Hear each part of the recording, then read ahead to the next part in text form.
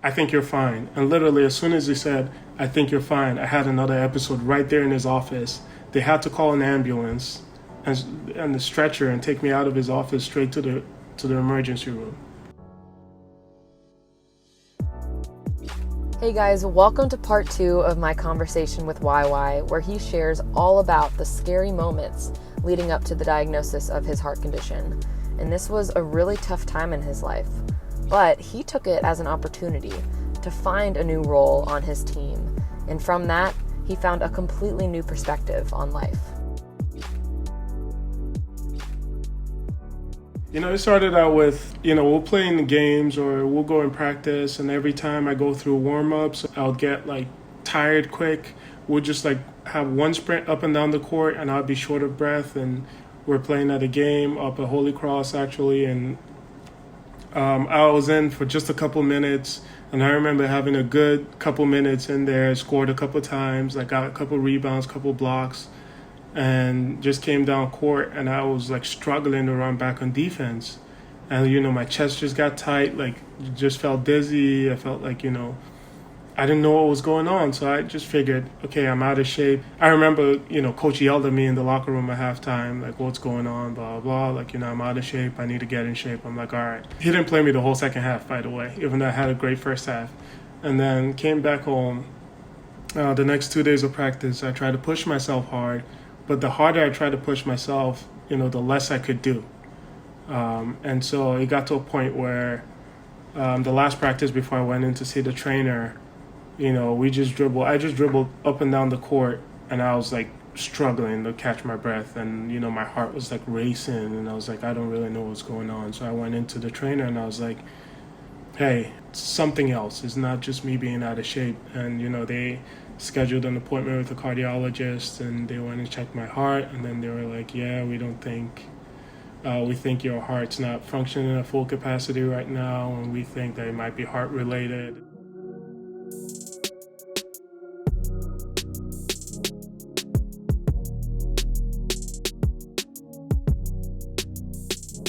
I honestly think that looking back now, the doctors or the cardiologists were a little bit scared because of my family history. So my dad died the same year I came to the U.S. So that's one of the biggest, one of the most difficult times in my life. I almost didn't come to the U.S. because of that, because I wanted to stay home with my mom and my younger brothers. But it was in the best interest of my family for me to come here financially because I was going to be on a full scholarship and my mom would have one less kid to worry about raising. So yeah, that's how it started. My dad died of a heart attack, basically. So they were scared that, something similar was going to happen to me. And so I think I met with, I don't know, maybe 20 other cardiologists after that. And I think that all those cardiologists, all the, recommendations were influenced by that first cardiologist and my family history as well. Yeah. Wow. Yeah, I can't imagine how scary that is to not only have those, initial warning signs happen to you, but also thinking about your dad and your family history there. So it's understandable that a lot of doctors were probably on the more conservative side. What were you thinking about during, this process of seeing a lot of doctors? Were you kind of hoping each time you saw a new doctor, maybe they'd see something different? Or were you starting to do maybe your own research and being maybe there is something a little bit more serious going on? To be honest, when it all started, I didn't think they were going to find anything because I thought I was fine. Or if they did find something, it's something that could be corrected. And so, they told me, I met the first cardiologist and he said, we think that you have a heart condition and we call it cardiomyopathy, and we don't think, basically it's when the heart's a little bit enlarged and it's not pumping blood as aggressively as it should be. So they were scared that the heart was going to fail. And so, to me, I just thought, okay, well, this doctor is not comfortable. Maybe if I went and saw another doctor, he might have experience with this and he might have a different, recommendation.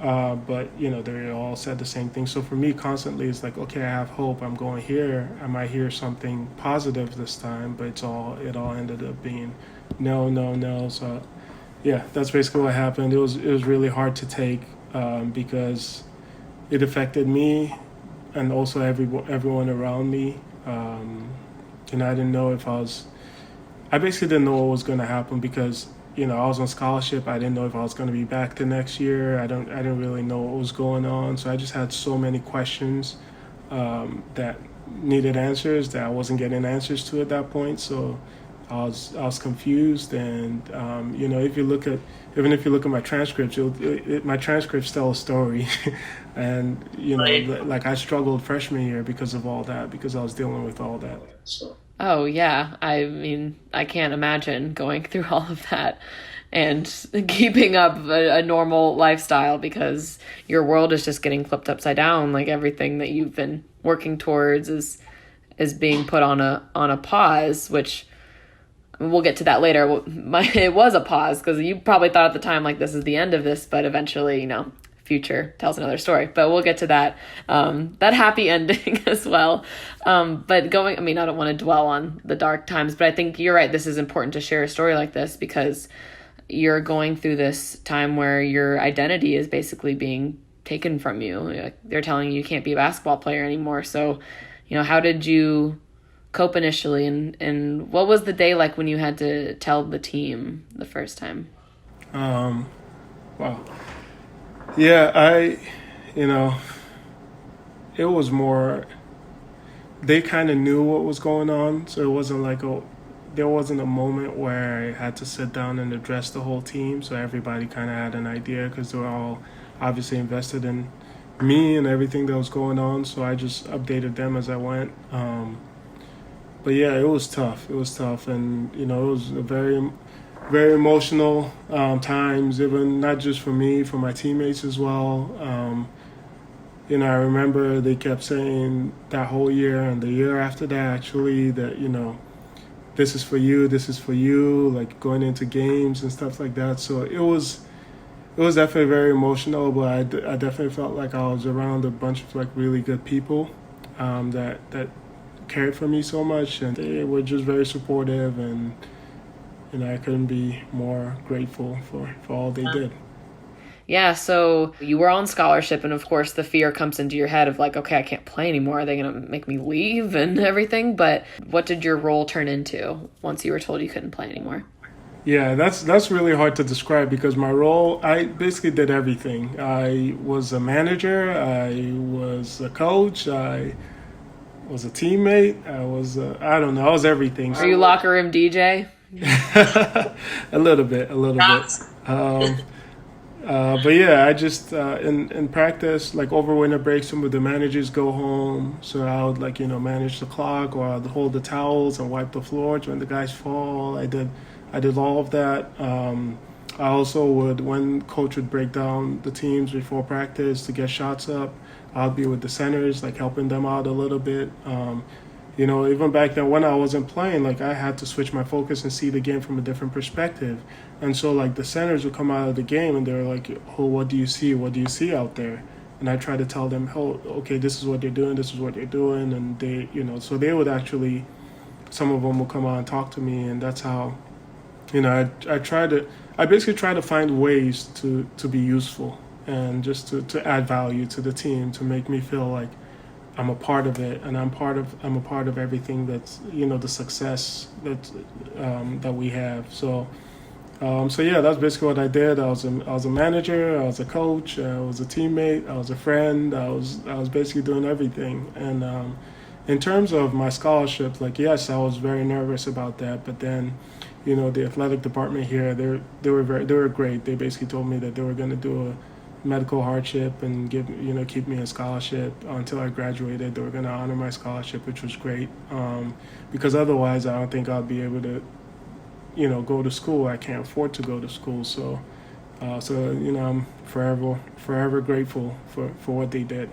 Yeah, that was huge. Talk about all the different hats you wore on the team, and you brought I mean, I know I was there to witness those 3 years before I graduated. You brought so much light and positivity to the team from the sidelines, which, I mean, I can't even imagine how hard that is to do that for that long. I mean, I went through it a little bit my senior year with my concussion, and it was just so painful to sit on the sidelines and watch your team. While it's nice to be in the environment again, it is painful. So would you say that it was beneficial to you to still take on all those roles, or how did that help you or hurt you mentally?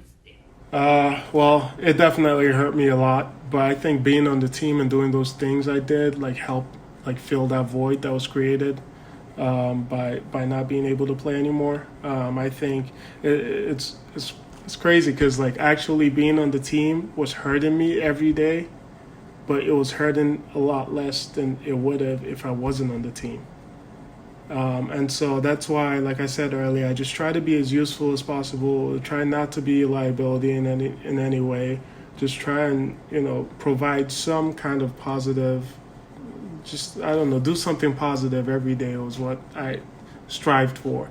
So I just try to help them. I mean, being at every practice, being at every game, doing everything that everybody, like all the other players did, but practice or play was really hard for me. And 3 hour practices every day, like that was hard for me to do because that's a huge chunk of my day. But what I was able to do was again find those little pockets or little areas where I felt like I could contribute and add value. And so I did that. And in addition to that, I figured at some point, like I said, at some point the basketball is going to stop bouncing, right? Like at some point you're going to stop playing sports, but then you have to figure out what to do next. So for me, it was like my moment happened sooner than most of my other teammates, so I just had to find something else. So for me, I just focused on school, I focused on my classes, I focused on what classes interest me the most and how I can take advantage of that. So in a sense, even though I was putting in all those hours, I wasn't physically exhausted at the end of the day every day. So I could actually apply myself to school. And like I said earlier, my transcripts tell a story, right? So like my freshman year, I wasn't that good of a student because of everything that was going on. But then my sophomore year, like in the fall, I made Dean's List. And, it was just like I just switched my mindset and I was like, okay, like at some point I have to figure this out and I have to move on from it. So instead of dwelling and saying why me, and don't get me wrong, there was a lot of crying, there was a lot of why me, but I also had to figure out what to do next. And I think my upbringing helped with that. I think actually like losing my dad at a young age helped with that because that was those were the worst times in my life. And it's something that I'm still not over yet. Like, because I think about him a lot. Like my dad was like my best friend. Like I was really close with him. So losing him, I don't think there's anything else that I can face in life that would come close to that. So for me, I was like, okay, well, I have a heart condition. I can't play anymore. Okay, so what can I do about it? And I just try to find those positive things and just, stay with it, stick with it, stay with it. At the end of the day, looking back, I was like, okay, if I didn't have this opportunity and I'm here in the U.S., like I'll be back in Nigeria and I don't know what my life would, become. But I have this heart condition, but like I'm grateful or like I'm privileged to have the scholarship for all 4 years. And at the end of it all, even though I can't play basketball, I'm still going to get a college degree. So my situation was bad, but I just tried to keep that perspective, which was hard to do. But I still had to do it because that was my only way to get myself to push through and get to the finish line. Oh my gosh, you just like left me speechless. I'm like, I have chills.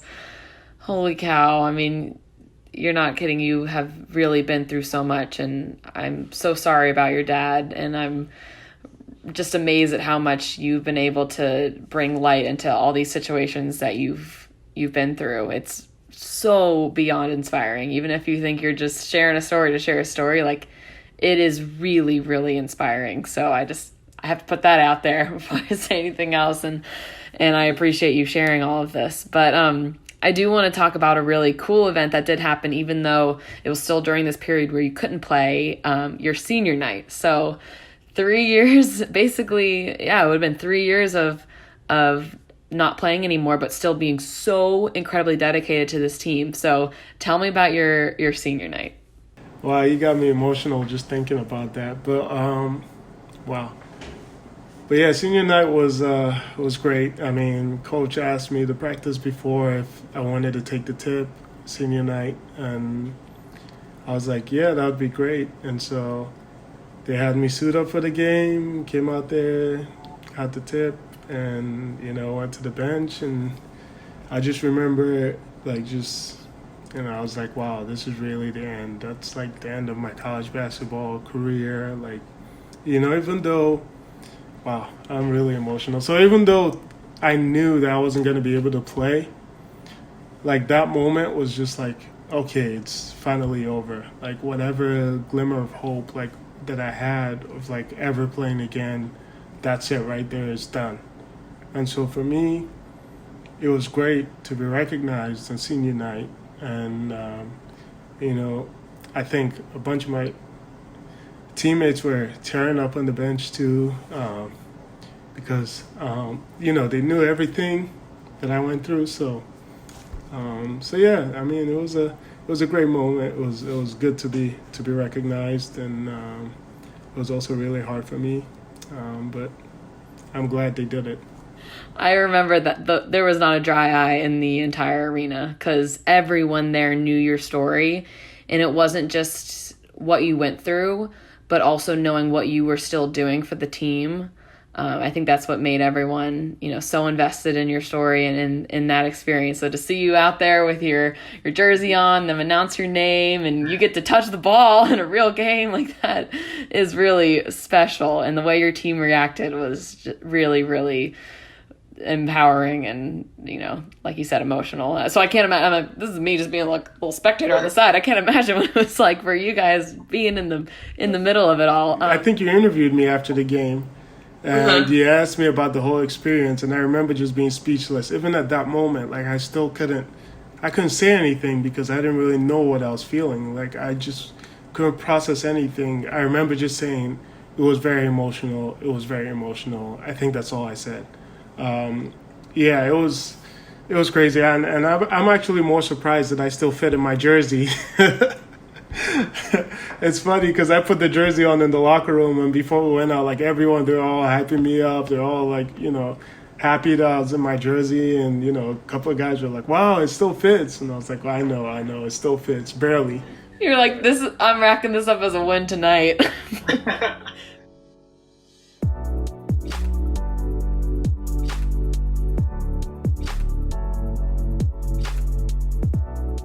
Yeah, so graduated. My mom came to graduation. That was great. That was a great moment for me, not just for me, but for my family as well. My older brothers graduated, 2 years before me, and my mom was also here for that. So we're grateful that my mom was able to come and witness everything.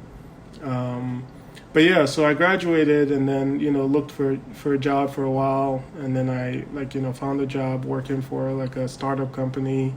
And so I worked there for a little bit. And then around November of 2017, I remember the movie I was watching. I went to watch Thor. So I was there watching it with my then girlfriend, who's now my wife. So we were watching the movie, and I remember feeling like, I was sitting on the chair in the movie theater, and I couldn't feel the chair. I felt like literally I was like floating. And I was like, what's going on? And I felt like, do you ever get the feeling where when you're asleep, you feel like you're falling? Yeah, you wake yourself up, and you're like, what is that? Right. So like every couple minutes, I'll jump because I get that feeling.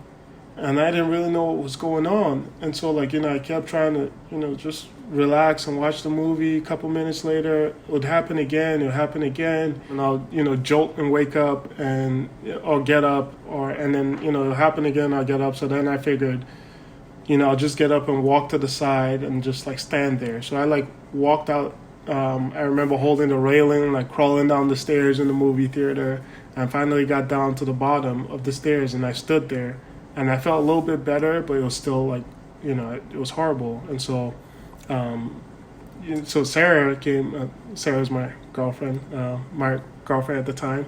I remember she had to like hold me up and like walk me to the car, and then we drove back to the apartment. And so we got to the door of the apartment, and I mean, we opened the door, and I literally felt like I was gonna fall multiple times. Literally, it was like she was dragging me into the apartment building at that point.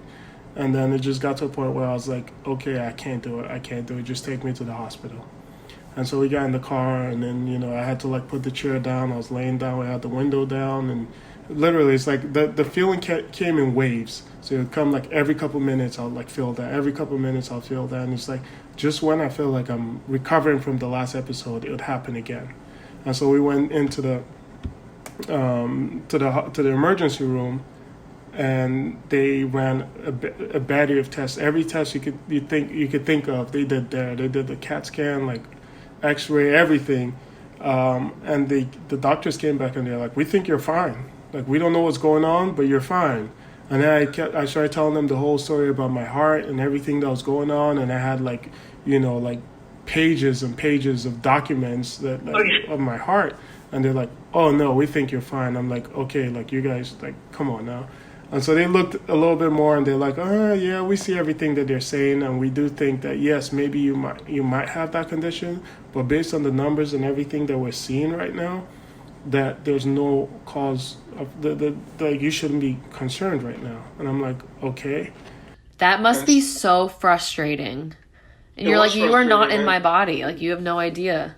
Right, and the crazy part to this all was that all the doctors that I saw after seeing that initial doctor, this was back in 2014, they all said that we think your heart's like good or like performing better, and we don't think like you are gonna, like we don't think you're gonna drop down and die at any moment, but we think that like you should just keep a close eye on it, and we're just not comfortable letting you compete anymore. So I think that was the hardest thing for me. It's like they're all saying that we think your heart's good, but like you can't really compete.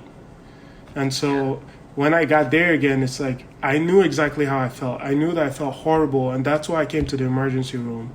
And you guys are telling me that I'm completely fine. Like that doesn't make sense.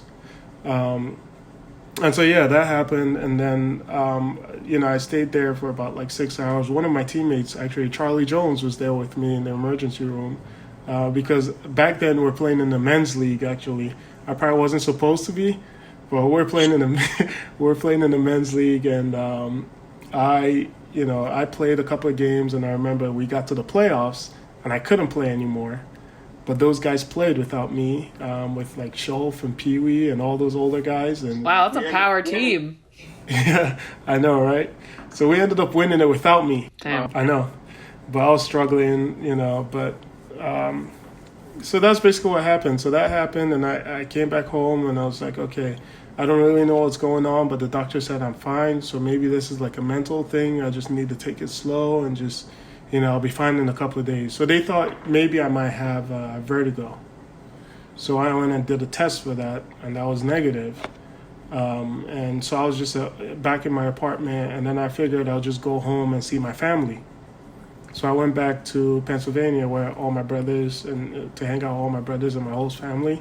And I remember I was just hanging out there, and I started getting that feeling again, and I literally had to lay on the floor, and it was like literally the whole room was spinning. I didn't really know what was going on. And then they rushed me to the hospital in Pennsylvania there. And so I ended up going to the emergency room 3 times in November of 2017. With that same feeling, that same sensation. Right. So I went to the emergency room the first time. They said, "Oh, you're fine. Like, there's nothing." So I came back home. And so then that was building up because I'm like, okay, I know what I'm feeling, but all these people are telling me that I'm fine. And then to me, it's like, I felt like everybody, like nobody was believing me. Like, I know I'm not fine, but you guys keep telling me I'm fine. And so I went to see, so I went to an ENT specialist to check out, to see if I had vertigo. So I went in, and while I was in the office, they did all the tests, and the doctor came in and was like telling me, "Hey, I think you're fine." And literally, as soon as he said, "I think you're fine," I had another episode right there in his office. They had to call an ambulance and the stretcher and take me out of his office straight to the emergency room. So that was the 3rd time it happened.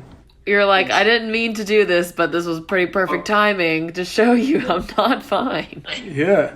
And so I tried to tell him, I was like, okay, don't worry. The hospital is just down the block. I'm just going to like stumble over there. Like, no need to call the ambulance. Like, I'll be fine. He's like, no, you got to give me a consent. I got to call an ambulance because you don't look good. You don't look good. It's like, all right. So they called the ambulance. I remember going in the emergency room, and that's when they were like, okay, this is your third time this month. We're going to admit you. And so they admitted me. And so that's when this whole thing started. And that's when I felt like, I don't want to say my family didn't take it seriously because they did, but that's when I felt like I was actually being heard.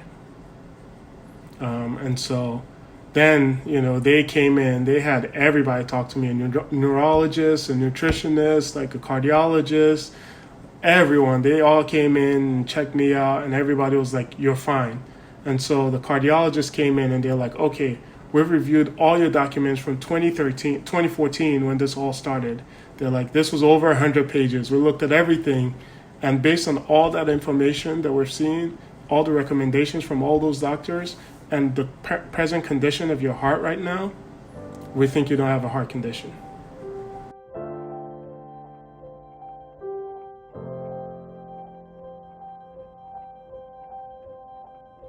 And so I remember just being there in the hospital bed, like not knowing how to react to the information they just gave me, telling me I didn't have a heart condition. Like, so you mean to tell me the last 4 years I could have had a normal basketball career?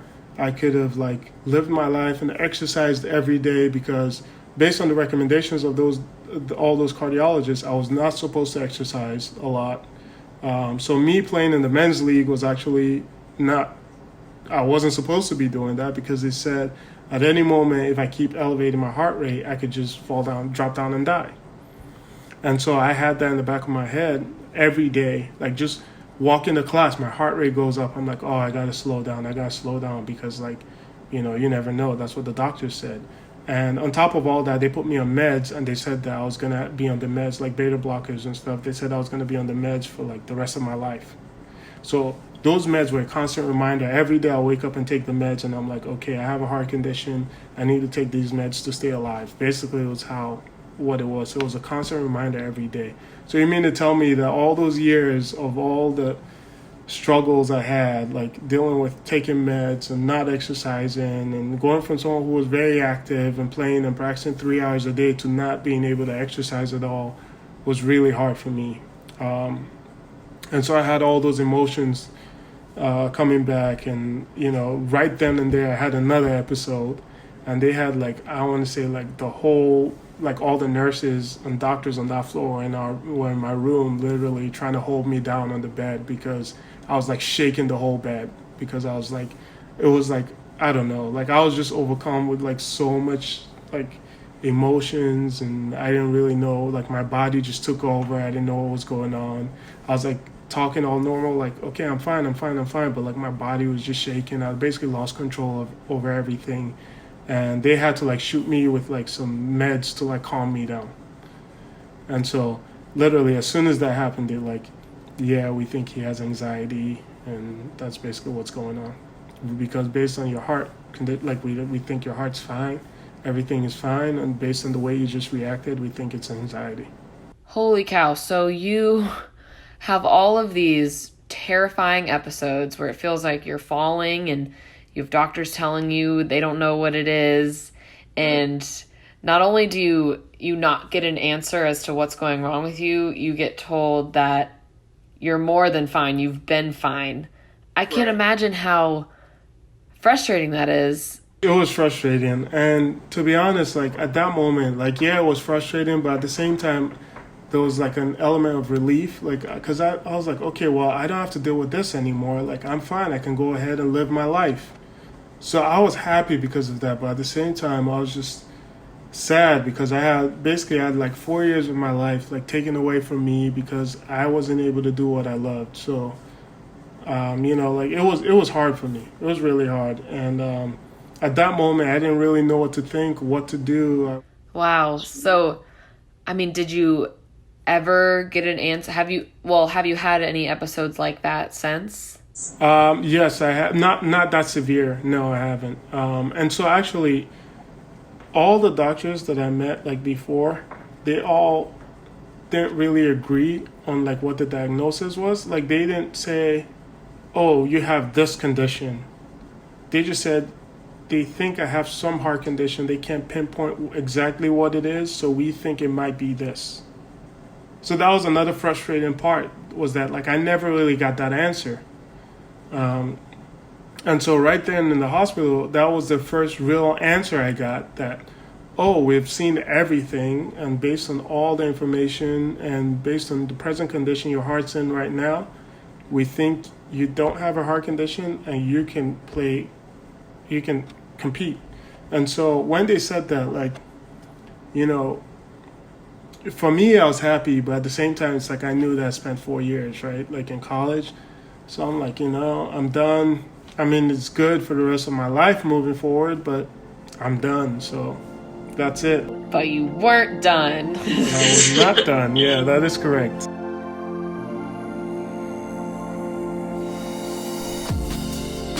All right, guys, head on over to part 3 to hear the rest of YY's story, where he got his second chance at basketball and at life.